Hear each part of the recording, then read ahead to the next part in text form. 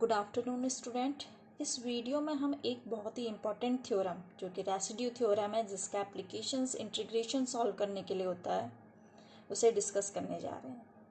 Right, residue theorem क्या, if F Z is analytic function means कोई भी function जो कि एनालिटिक हो। एनालिटिक मीन्स सिंपली क्या होता है, डिफरेंशिएशन। ठीक है, एफ जेड एनालिटिक हो किसी भी क्लोज कर्व सी की बाउंड्री और उसके इंटीरियर पोर्शन में, साथ ही इसमें कुछ सिंगुलर पॉइंट, सपोज हमने एज्यूम कर लिया Z1, Z2, Z3, Zn, कुछ सिंगुलर पॉइंट जो कि कहाँ लाई कर रहे हो, उसके इंटीरियर में लाई कर रहे हो, तब रेसिड्यू थ्योरम के accordingly integration over the close curve C F Z D Z is equal to 2 πi residue at z is equal to z1 plus residue at z is equal to z2 plus residue at z is equal to zn। Means जितने भी singular point इस close curve C के अंदर हैं उन सब में क्या निकालना है, रेसिड्यू, और उनका सम करके 2 πi से मल्टीप्लाई कर देना है,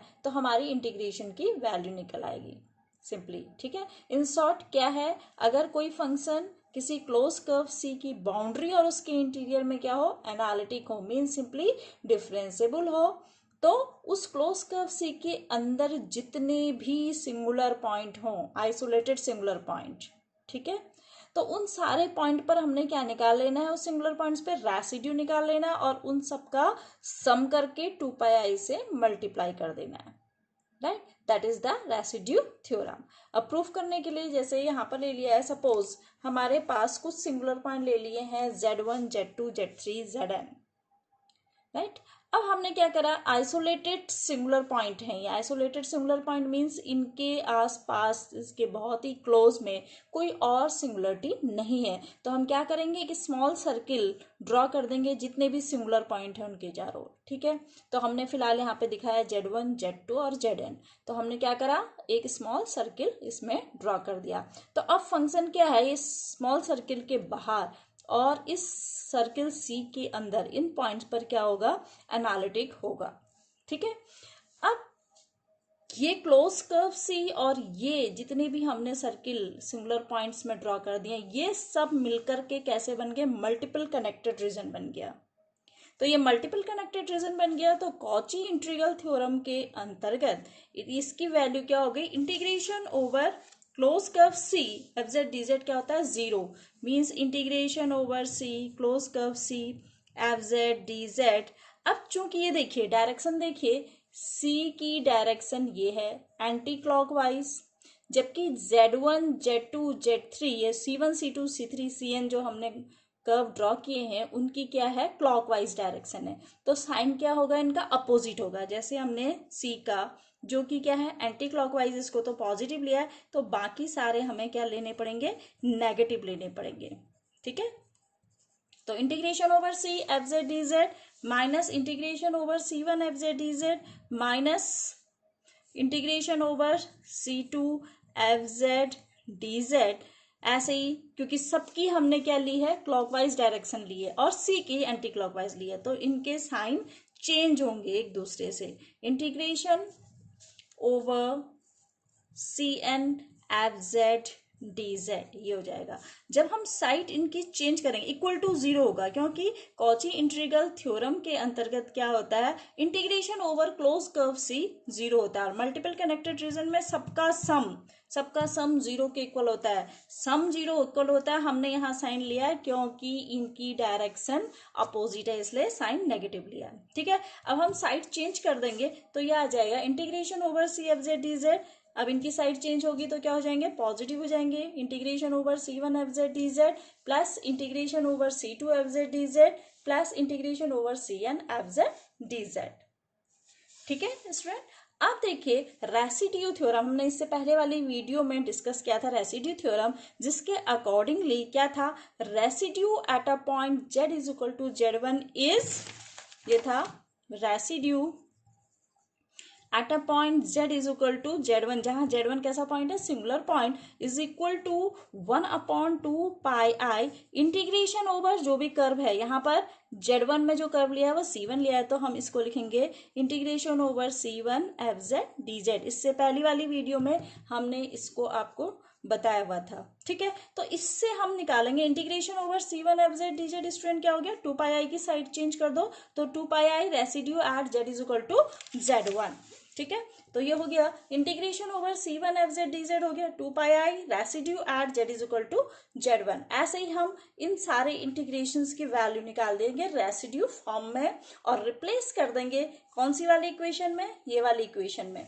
तो ये integration over c fz dz convert हो गया 2 pi residue at z is equal to z1 plus residue at z is equal to z2 plus residue at z is equal to zn।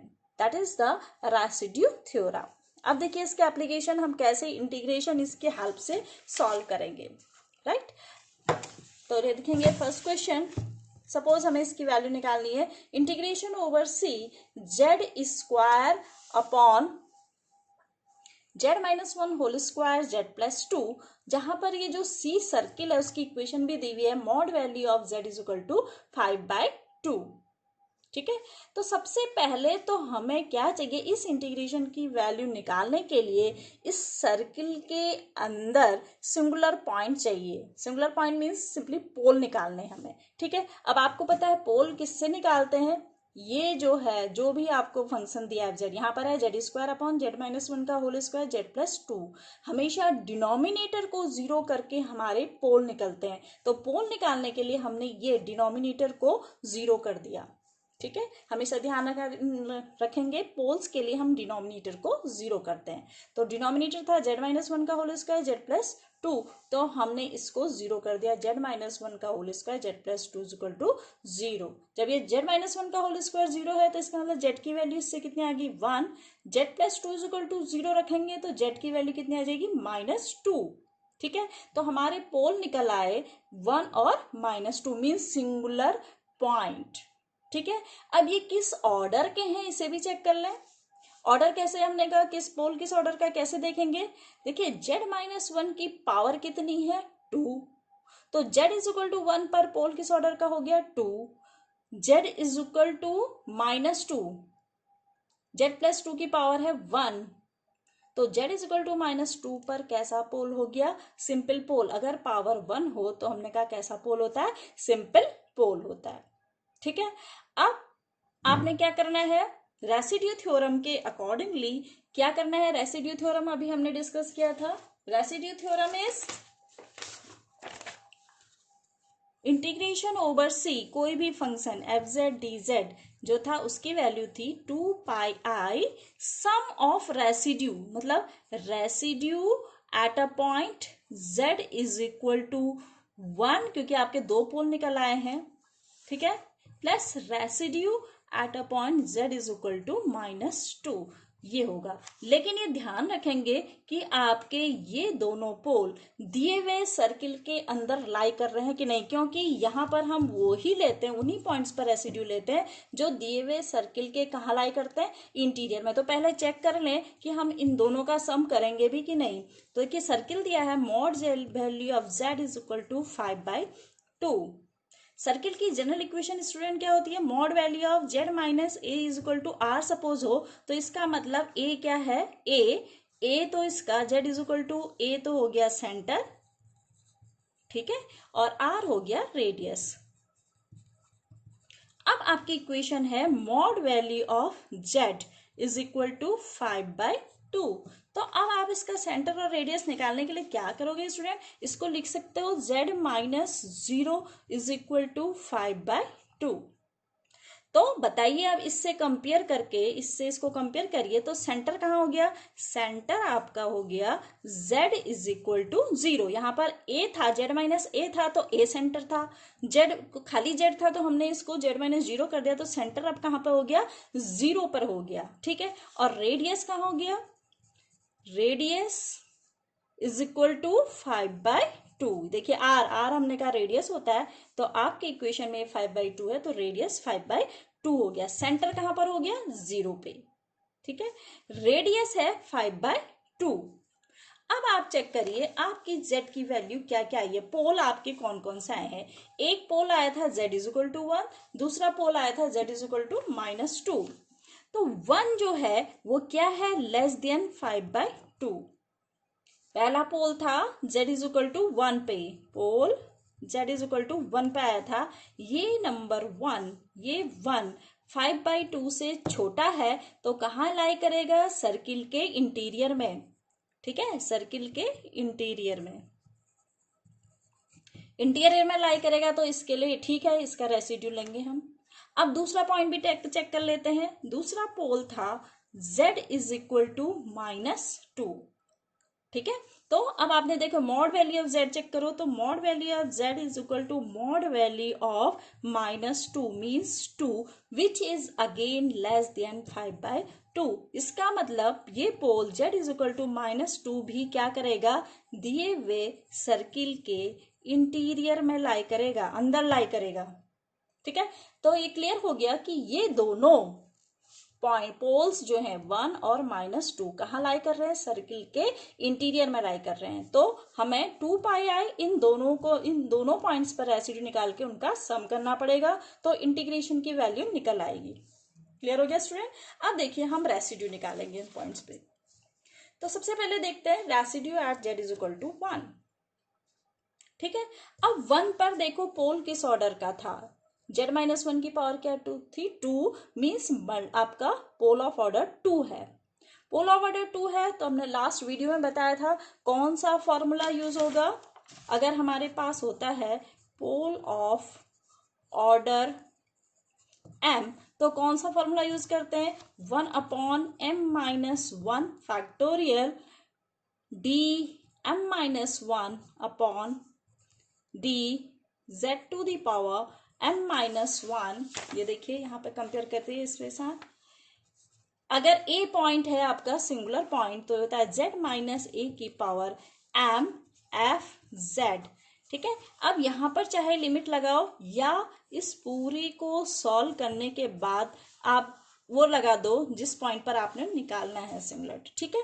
यहाँ पर a point था तो z is equal to a रख देंगे last में, right. अब आप देखिए, फिर से देख लीजिए, अगर पोल 1 से ज्यादा है, 1 पर तो सिंपल पोल होता है उसका फॉर्मूला डिफरेंट हो जाता है, अगर 1 से ज्यादा है means pole of order m हो गया, तो हम ये फॉर्मूला यूज करते हैं। लास्ट वीडियो में हमने डिस्कस किया था इसको, 1/m-1 factorial dm-1 upon D z to the power m-1 z-a की पावर m, स्मॉल m है एफ जो भी फंक्शन आपको दिया है, और फिर इसकी वैल्यू निकाल देंगे z is equal to a। कहीं पर फॉर्मूले में यहाँ पर limit z tends to a लिखा होगा, ये लिखो या पीछे से a लगा दो, बात एक ही है, ठीक है। अब अपने क्वेश्चन में देखो, इसमें 1 पर कैसा पोल है, pole of order 2 means m की वैल्यू क्या रख देनी है 2। तो ये देखिए 2-1 फैक्टोरियल, हमने कहा था अभी आपसे m-1 फैक्टोरियल dm-1, m की जगह 2-1 dz to the power m-1 कहा था, तो हमने m की वैल्यू 2 है, 2-1। फिर हमने कहा था जिस पॉइंट पर जो भी आपका पोल है, पोल कौन से पॉइंट पर था, z इज इक्वल टू 1, तो z-1 की पावर m की वैल्यू आपकी 2 है, fz दिया हुआ फंक्शन, तो ये है आपका फंक्शन, ये पूरा आएगा यहाँ पर। और लास्ट में हमने रख दिया कौन से पॉइंट पर निकालना है, z इज इक्वल टू 1, तो z इज इक्वल टू 1। तो देखिए 2-1 1 हो गया, 1 फैक्टोरियल 1 ही होता है, 2-1 1 हो गया, तो ये कन्वर्ट हो गया d/dz, z-1 का होल स्क्वायर, और fz आपके क्वेश्चन का जो है वही कॉपी करेंगे, z² अपॉन z-1 का whole square z+2 at z is equal to 1। तो देखिए z-1 का होल स्क्वायर आपस में कैंसिल आउट हो गया, तो क्या बचा z² अपॉन z+2, तो d/dz of z² upon z+2 कहाँ पर निकालना है, at z is equal to 1 पे। तो सबसे पहले हम इसको डिफ्रेंशिएट करेंगे। डिफ्रेंशिएशन का सिंपल फॉर्मूला, जब आपका रेशनल फॉर्म में हो तो क्या करते हैं, पहले डिनोमिनेटर को ऐसे कॉपी करते हैं, मीन्स z+2 कॉपी हो गया। न्यूमरेटर को डिफ्रेंशिएट करते हैं, z² का डिफ्रेंशिएशन 2z, फिर लगता है माइनस का साइन, फिर न्यूमरेटर को ऐसे ही कॉपी कर लेंगे जेड स्क्वायर, फिर डिनोमिनेटर को डिफ्रेंशिएट करेंगे तो जेड प्लस टू को जब आप डिफ्रेंशिएट करेंगे तो क्या आ जाएगा, जेड का डिफ्रेंशिएशन 1, 2 का 0, तो जेड प्लस टू का डिफ्रेंशिएशन कितना हो गया 1 अपॉन डिनोमिनेटर का होल स्क्वायर, डिनोमिनेटर क्या है जेड प्लस टू, तो इसका होल स्क्वायर, ठीक है, at Z is equal to 1। अब जब हमने इसको सॉल्व किया तो क्या आ गया, z square plus 4z upon Z plus two का whole square at Z is equal to 1। अब ये देखिए डिफरेंशिएशन पूरा सॉल्व हो गया, तो अब इसमें क्या रख देंगे, जेड की जगह 1 रिप्लेस कर देंगे, तो 1 का स्क्वायर 1 ही होता है, प्लस 4 इंटू 1 1 हो गया, तो 4 प्लस 1 5 हो गया। ऐसे ही जेड की जगह 1 रखा तो 2 प्लस 1 3, 3 का स्क्वायर क्या आ गया 9, तो आ गया 5/9। किसकी वैल्यू आ गई, residue at Z is equal to 1, ठीक है। Residue at Z is equal to 1 तो आपने निकाल लिया। अब क्या निकालना है, रेसिड्यू एट जो दूसरा सेकंड पॉइंट है, पोल है, क्या है, जेड इज इक्वल टू -2। लेकिन जेड इज इक्वल टू -2 पर आपके पास सिंपल पोल है, तो सिंपल पोल के लिए आपका रेसिड्यू का दूसरा फॉर्मूला यूज होगा। ये भी हमने लास्ट वीडियो में आपको बताया था, फिर से आपको यहाँ पर बता देते हैं। जेड इज इक्वल टू -2 पर सिंपल पोल है, तो क्या हो जाएगा, limit Z tends to -2 Z minus A F Z, यहाँ पर फॉर्मूला लिख देते हैं। अगर ए कोई पॉइंट है जहां पर सिंपल पोल है, then residue at a point Z is equal to A is equal to limit Z tends to A Z minus A F Z. अगर ए पर सिंपल पोल है तो ये आपका फॉर्मूला यूज होता है। अब यहाँ पे देखिए -2 पर आपके पास सिंपल पोल है, तो ए की जगह क्या हो गया -2, तो देखिए फॉर्मूले में लिमिट जेड टेंस टू ए की जगह क्या रखा -2, Z minus A mean Z minus minus of 2, तो क्या हो गया जेड प्लस 2 एफ जेड दिया हुआ फंक्शन। तो अब देखिए दिया हुआ फंक्शन आपका क्या है, जेड स्क्वायर अपॉन जेड -1 का होल स्क्वायर जेड प्लस 2, तो एफ जेड की जगह ये वैल्यू हमने रिप्लेस कर दी, z plus two cancel out हो गया, तो रिमेनिंग टर्म बचा आपका जेड स्क्वायर अपॉन जेड -1 का होल स्क्वायर, ठीक है। अब जब ये पूरा आपका हो गया तो लास्ट में लिमिट अप्लाई कर देंगे, तो जेड की जगह क्या रखना है -2, जब हम इसमें जेड की जगह -2 रखेंगे, -2 का स्क्वायर हो गया 4, -2 -1 हो गया -3, क्योंकि माइनस का स्क्वायर क्या होता है हमेशा प्लस होता है, फिर 3 का स्क्वायर क्या होता है 9, तो आया 4/9। अब अभी हमने आपको डिस्कस किया था कि ये दोनों ही पोल दिए हुए सर्किल की इक्वेशन अभी डिस्कस की थी, उसके कहाँ लाई कर रहे हैं, इंटीरियर में। ये ध्यान दीजिएगा स्टूडेंट्स कि हम इसमें वही इंटीग्रेशन की वैल्यू निकालने के लिए वही पोल का यूज करेंगे जो सर्किल के इंटीरियर में लाई कर रहे हो, क्योंकि यहाँ पर ये दोनों ही पोल, कौन कौन से pole, at Z is equal to 1 और जेड इज इक्वल टू -2 कहाँ लाई कर रहे थे, इंटीरियर में, इसलिए अब रेसिड्यू थ्योरम का हम इस पे यूज करेंगे। तो रेसिड्यू थ्योरम के अकॉर्डिंगली क्या है, integration over C F Z D Z is equal to 2πi सम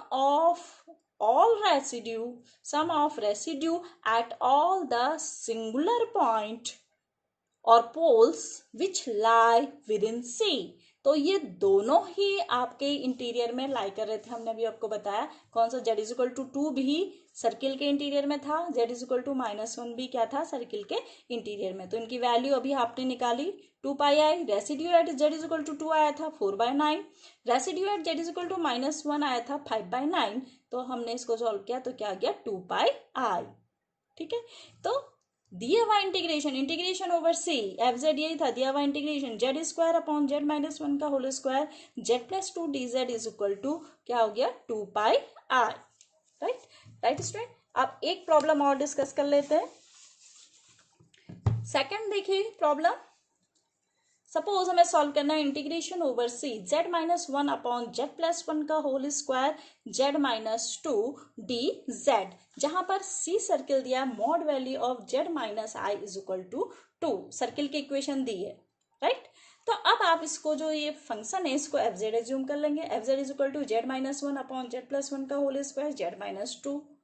तो सबसे पहले हम क्या निकालेंगे, इसके पोल, क्योंकि हमें उसको ही देख करके इंटीग्रेशन सॉल्व होना है, ठीक है। तो इसके पोल निकालने के लिए हमने पहले ही बताया डिनोमिनेटर को क्या करते हैं 0, तो हम जेड प्लस 1 का होल स्क्वायर जेड -2 को क्या कर देंगे 0, जब हम इसको सॉल्व करेंगे तो जेड की वैल्यू आ गई -1 ठीक है, जेड प्लस वन का whole square is equal to 0, it mean Z is equal to -1, Z -2 is 0, it mean Z is equal to 2। तो हमारे पास दो पोल आ गए at Z is equal to -1 and Z is equal to 2। अब हमें देखना है कि ये पोल किस ऑर्डर के हैं। जेड इज इक्वल टू -1 पे, क्योंकि इसकी पावर क्या है 2, इसका मतलब जेड इज इक्वल टू -1 पे पोल किस ऑर्डर का है 2। जेड -2 की पावर 1 है, तो इसका मतलब क्या है सिंपल पोल। ठीक है, अब देखिए हम रेसिड्यू उसी पोल्स पे निकालेंगे जो सर्किल के इंटीरियर में लाई कर रहा हो, राइट। अब सर्किल की इक्वेशन देखिए, सर्किल क्या दिया पहले वो देख ले। सर्किल दिया था mod value of Z minus I is equal to 2। ठीक है, अभी हमने आपको बताया था कि सर्किल की इक्वेशंस क्या होती है, mod value of Z minus A is equal to R. ठीक है, mod value of Z minus A is equal to R. इसका मतलब ए क्या होता है सेंटर, आर होता है रेडियस। इसका मतलब सेंटर कहाँ है, जेड इज इक्वल टू आई पर, और रेडियस कहाँ पर है 2 पर है। ठीक है, सेंटर कहाँ पर है, जेड इज इक्वल टू आई पर, राइट। अब स्टूडेंट देखिए, हमेशा कॉम्प्लेक्स नंबर, किसी भी कॉम्प्लेक्स नंबर जेड को हम कैसे लिख सकते हैं, x plus I Y. Z को हमेशा लिख सकते हैं हम एक्स प्लस आई वाई। इसकी वैल्यू दी है आई। अगर हम पॉइंट फॉर्म में, क्योंकि हमें अगर सर्किल ड्रॉ करना है तो हमें पॉइंट चाहिए, हम ऐसे तो ड्रॉ नहीं कर सकते। सेंटर यहाँ पर Z minus A is equal to R circle की इक्वेशन होती है। फिर से ध्यान से देखिए, सेंटर इसका है Z is equal to I, radius है इसका 2। अब हमें ड्रॉ करना है तो आई को हमें पॉइंट फॉर्म में कन्वर्ट करना है। ठीक है, तो ऐसे भी समझ सकते हैं, जेड होता है एक्स प्लस आई वाई और ये हो गया आई के इक्वल। अब हम रियल और इमेजनरी पार्ट इनके कंपेयर करें तो x की वैल्यू, चूंकि यहाँ पे रियल पार्ट है ही नहीं, 0, और y की वैल्यू कितनी आ गई 1। ठीक है, तो सेंटर कहाँ पे हो गया 0,1। x 0 है, रियल पार्ट 0 है इसमें। जब हमने इनको कंपेयर किया, रियल पार्ट नहीं है, जिसमें आई नहीं होता वो रियल पार्ट होता है। तो लेफ्ट हैंड साइड में तो x है, राइट हैंड साइड में ऐसा कोई टर्म नहीं है जिसमें आई नहीं है, तो x की वैल्यू 0 हो गई। ठीक है, अब इमेजनरी पार्ट कंपेयर करिए। इमेजनरी पार्ट में लेफ्ट हैंड साइड में आई के साथ y है, राइट हैंड साइड में आई के साथ 1 है, तो y की वैल्यू 1 हो गई। मतलब कोऑर्डिनेट हमें चाहिए तो एक्स वाई कोऑर्डिनेट लिखते हैं स्टूडेंट हमेशा एक्स वाई फॉर्म में। तो x की वैल्यू होगी 0, y की वैल्यू 1। तो हमें सेंटर, अब इस पॉइंट को आप इजीली ड्रॉ कर सकते हो 0, 1। तो देखो हमने ये सर्किल ड्रॉ करा और रेडियस कितना है 2। तो देखो 0, 1 मीन्स एक्स कोऑर्डिनेट तो 0 है, वाई कोऑर्डिनेट 1 है, तो कहाँ लाई करेगा, ये वाई एक्सिस पे लाई करेगा 0,1। फॉर एग्जाम्पल ये हो गया 0,1। रेडियस इसका 2 है। ठीक है, तो हमने ये सर्किल ड्रॉ कर दिया। ठीक है, सेंटर 0,1, रेडियस इज 2। ये रफ फिगर है स्टूडेंट, बिल्कुल करेक्ट नहीं है, लेकिन आप रफली ही ड्रॉ कर सकते हैं ताकि आप क्या अंदाजा लगा सकें कि ये जो पोल आ रहे हैं वो इंटीरियर में लाई कर रहे हैं कि नहीं। क्योंकि इंटीग्रेशन निकालने के लिए हम वो ही पोल यूज करेंगे जो दिए हुए सर्किल के इंटीरियर में लाई करें, राइट। तो चेक करें एक एक करके। पहला पोल आया था आपका z इज इक्वल टू -1, तो ये लाई कर रहा है कि नहीं। ठीक है, सर्किल की इक्वेशन थी mod value of z minus I is equal to 2। तो क्या करेंगे स्टूडेंट, इस z की जगह, इस सर्किल की ही इक्वेशन में z की जगह -1 रख दो। देखो mod value of z minus i, हमें चेक करना है z is equal to -1 lie कर रहा है कि नहीं इंटीरियर में। तो हमने इसी में, इसी सर्किल की इक्वेशन में z की जगह -1 रख दिया, -1 माइनस आई। ठीक है, अब हमने निकालना है इसका मॉड। तो आपको अगर ये देखिए मॉड वैल्यू ऑफ z कैसे निकालते हैं, मॉड वैल्यू किसी भी कॉम्प्लेक्स नंबर का मॉड निकालना हो, क्योंकि z क्या होता है x plus I Y, right. तो मॉड वैल्यू ऑफ z होता है root X square plus Y square. ये फॉर्मूला याद रखिएगा, मॉड वैल्यू ऑफ z होता है root X square plus Y square. z क्या होता है x plus I Y, means इस कॉम्प्लेक्स नंबर के रियल पार्ट का स्क्वायर प्लस इस कॉम्प्लेक्स नंबर के इमेजिनरी पार्ट का स्क्वायर। ठीक है, मॉड वैल्यू ऑफ z या फिर mod value of x plus I Y is equal to root X square plus Y square हो गया, राइट। अब देखिए यहाँ पे mod value of z minus I, z की वैल्यू हमने इसे -1 रखी, तो -1 माइनस आई इसका मॉड निकालना है। तो अभी हमने कहा x प्लस आई वाई का अगर मॉड निकालना है तो रियल पार्ट का स्क्वायर प्लस इमेजिनरी पार्ट का स्क्वायर, इसका स्क्वायर रूट कर दो। रियल पार्ट क्या है, इससे कंपेयर करो, x की जगह क्या है -1, तो हो गया रूट -1²। y की जगह पर भी क्या है -1 ही है, तो ये आ गया y² -1 का स्क्वायर। इस फॉर्मूले का यूज किया, mod value of x plus I Y is equal to root x² plus y², तो ये हो गया रूट -1 का स्क्वायर प्लस -1 का स्क्वायर, राइट। तो ये सॉल्व करके क्या आया, √2। अब चूंकि ये दो सर्किल है, जो सर्किल आपने ड्रॉ किया था इसका रेडियस है 2, और ये जो सॉल्व करके आया वो आया √2। √2 2 से क्या है, छोटा है, इसका मतलब ये pole z is equal to -1 कहाँ लाई कर रहा है, इंटीरियर में लाई कर रहा है, सर्किल के इंटीरियर में लाई कर रहा है। So z is equal to -1 lie inside C, ठीक है। अब देखो दूसरा पोल चेक करते हैं, z इज इक्वल टू 2, तो फिर से क्या करोगे, सर्किल की इक्वेशन में z की जगह 2 रख दोगे, 2 माइनस आई। अभी मॉड के लिए फिर से हमने ये फॉर्मूला बताया था आपको, mod value of x plus I Y, compare करिए, x की जगह है 2, y की जगह पर क्या है -1, तो क्या हो जाएगा √x² plus y² means √2² plus -1 का स्क्वायर मीन्स √5। अगेन देखो √5 की वैल्यू जब आप निकालोगे तो 2 से ज्यादा आएगी, 2 से ज्यादा आएगी, इसका मतलब क्या हो गया, ये poles z is equal to 2 कहाँ लाई कर रहा है, सर्किल के आउटसाइड में, सर्किल के आउटसाइड में लाई कर रहा है, तो इस इंटीग्रेशन को निकालने के लिए इसकी वैल्यू ये पोल यूज नहीं होगा, ठीक है। तो फिर से हम क्या करेंगे, अब हमारा कौन सा इंटीरियर में लाई कर रहा था student, z is equal to -1, ये वाला पोल जो कि कहाँ लाई कर रहा है, इनसाइड में लाई कर रहा है, सिर्फ हमें इसी के रेसिड्यू की जरूरत है। जो बाहर लाई कर रहा है वो सर्किल की वैल्यू निकालने, सॉरी इंटीग्रेशन की वैल्यू निकालने में यूज नहीं होगा। तो हमारा इनसाइड में सिर्फ एक ही पोल था, z इज इक्वल टू -1, तो हम इसी में रेसिड्यू निकालेंगे। जो इंटीरियर में, ध्यान रखिएगा, जो पोल इस सर्किल के दिए हुए सर्किल के इंटीरियर में लाई करेगा पोल, उसी पर रेसिड्यू आप निकालेंगे। जो सर्किल के बाहर लाई कर रहा है उस पर रेसिड्यू नहीं निकालेंगे, उसकी जरूरत नहीं है हमें, ठीक है। तो हम सिर्फ किस पे निकालेंगे, z इज इक्वल टू -1, ठीक है। तो residue at z is equal to -1। अब देखिए student, z is equal to -1 पर कैसा पोल था, पोल ऑफ ऑर्डर 2, देखिए इसकी पावर 2 थी, तो मीन्स पोल ऑफ ऑर्डर 2 हो गया, पोल ऑफ ऑर्डर 2। तो अभी हमने आपको फॉर्मूला बताया था, फिर से रिवाइज कराया था, कौन सा, pole of order m, 1/m-1 factorial dm-1/dz to the power -1 z-a की power m f z is equal to a। m मतलब जिस ऑर्डर का पोल है, 1 से ज्यादा होने पर ये फॉर्मूला लगेगा, राइट। a क्या है, जहां पर जो सिंगुलरिटी है, यहाँ पर a पर सिंगुलरिटी, a पॉइंट है पोल, इस पर a पॉइंट पोल है। अब आपका पोल कहां पर है, z इज इक्वल टू -1, तो देखिए इसमें हम m की जगह तो 2 रख देंगे और a की जगह -1 रख देंगे इसी फॉर्मूले में, ठीक है। तो 1/2 - 1 factorial d 2 - 1/dz to the power 2 - 1 z+1 का whole square F Z at z is equal to -1। So d by dz 2 - 1 मतलब 1 फैक्टोरियल इज 1, d/dz z+1 का होल स्क्वायर एफ जेड जो क्वेश्चन में दिया हुआ है वही, तो आपको दिया था z-1/z+1 का होल स्क्वायर z-2, इसकी वैल्यू निकालनी है, z इज इक्वल टू -1। कब निकालनी है, सॉरी इस आपको पूरा जब आप डिफ्रेंशिएट कर देंगे, ठीक है, यहाँ पे डिफ्रेंशिएशन के बाद, राइट। तो dy dz of z-1 z is equal to z-2 at z is equal to -1। देखिए z+1 का होल स्क्वायर कैंसिल आउट हो गया, तो यही बचा।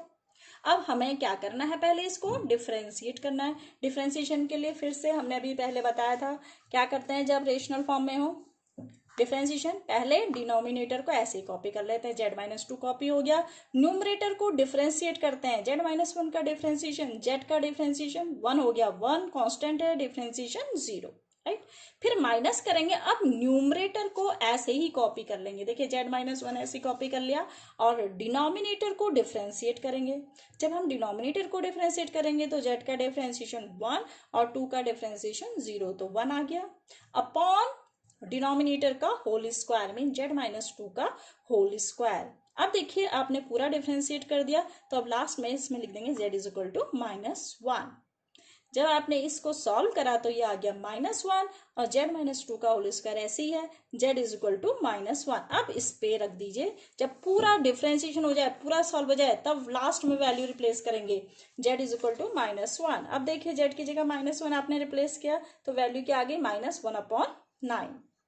अब कॉची रेसिड्यू थ्योरम अभी जो हमने डिस्कस किया था, ये क्या था, integration over the curve C F Z D Z is equal to 2πi sum of residue at all the singular point within C के अंदर आपका एक ही रेसिड्यू, एक ही पोल लाई कर रहा था, कौन सा, z इज इक्वल टू -1, तो इसी का रेसिड्यू यहाँ पर आएगा, तो हम लिखेंगे 2πi only residue at a point z is equal to -1, क्योंकि सिर्फ यही पोल, यही पॉइंट आपका सर्किल दिए हुआ क्वेश्चन में जो सर्किल था उसके इंटीरियर में लाई करा था, और इस रेसिड्यू की वैल्यू आपने अभी निकाली, कितनी आई, -1/9, तो इंटीग्रेशन की वैल्यू होगी -2πi/9 by which theorem, Cauchy residue theorem. Student, ये रेसिड्यू थ्योरम से रिलेटेड प्रॉब्लम्स एग्जाम में आती है। अब हम इससे अगला इंटीग्रेशन की प्रॉब्लम्स अगले वीडियो में डिस्कस करेंगे।